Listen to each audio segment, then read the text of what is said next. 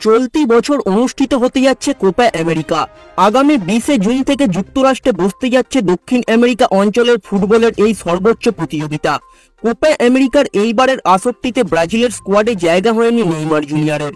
দুদিন আগেই 23 সদস্যের স্কোয়াড ঘোষণা করেছে Brazil football federation. Confederation of Brazil ফুটবলের ঘোষিত এই স্কোয়াডে জায়গা হয়নি নেইমার জুনিয়রের। ব্রাজিলিয়ান এই ফরওয়ার্ড 2026 বিশ্বকাপ বাছাই পর্বের ম্যাচে উরুগুয়ের বিপক্ষে খেলতে নেমে ইনজুরিতে পড়েছিলেন। এরপর অস্ত্রোপচার করানো হয়েছে নেইমারের।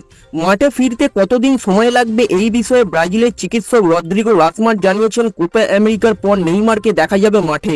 তবে ব্রাজিলের নতুন কোচ ডরিফাল জুনিয়র দিয়েছেন এক আশার বার্তা। নেইমারকে স্কোয়াডে না রাখলেও তার এখনো ফেরার সুযোগ রয়েছে। ব্রাজিল 23 সদস্যের স্কোয়াড গঠন করেছে। এখানে অতিরিক্ত আরো 3 জন প্লেয়ারকে নেওয়ার নিয়ম রয়েছে। সেই 3 জনের একজন হতে পারে নেইমার। এমনই চাঞ্চল্যকর খবর দিয়েছে ব্রাজিলের বিভিন্ন গণমাধ্যম।